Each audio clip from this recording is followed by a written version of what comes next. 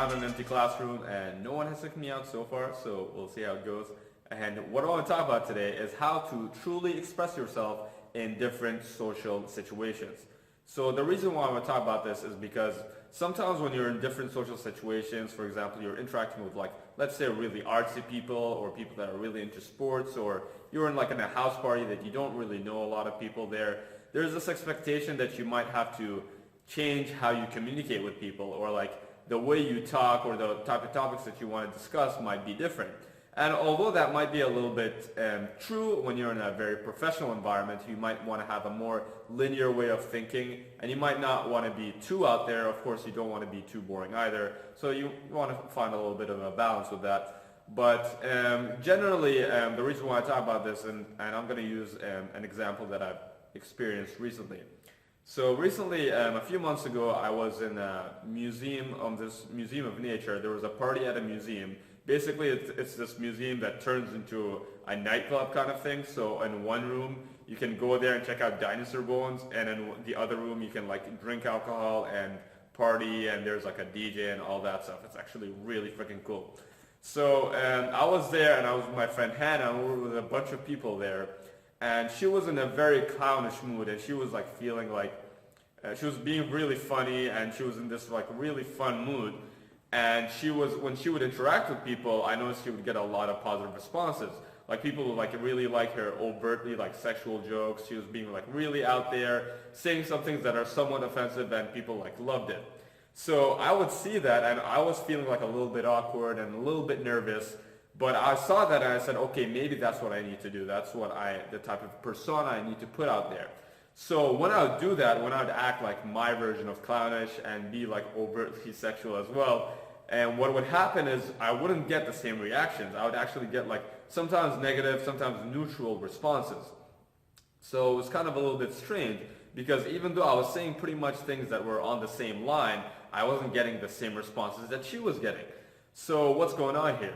So basically what's going on here is that Hannah is in a state of mind where she's actually legitimately feeling clownish. She's actually in that positive, very fun, overtly sexual type mood where she's actually genuinely expressing herself. Whereas what I'm doing is I'm putting out this fake persona, this person that's not actually feeling that way, that's not actually in that clownish mood. And instead, what I'm doing is on some subtle level, people are actually noticing that. If you actually ask people, oh, what was wrong with that guy? What was wrong with that girl?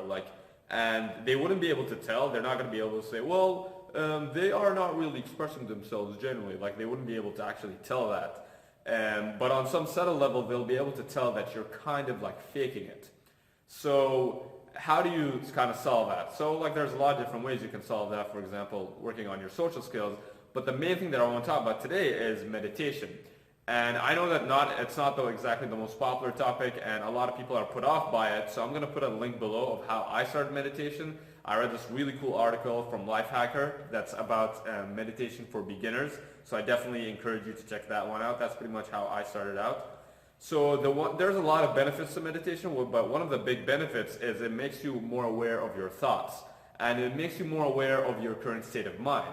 So what basically meditation allowed me to do was, when I was putting out that fake persona, I was able to recognize that I was putting that fake persona. I was actually pretty much copying what the other person was doing, and instead actually be able to retract that persona, be able to connect with my current state of mind and be more aware of how I was feeling at that time, be able to genuinely connect with who I was and put that version of myself out there, that true version of myself out there, and find a way to find a connection and actually communicate with people on that level. And I think it's only on that level, when you're able to actually genuinely connect with who you are and can be able to find a way to communicate that to the people that you're talking to, that's when you're actually capable of expressing yourself. That's when you're actually capable of expressing your true self.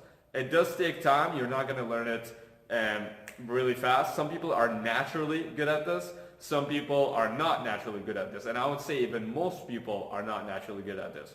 And for the ones that are, they're going to be looking at this video, just like the video that I made about the social skills, about how I built this, how I constructed my own process of how to get into that social headspace.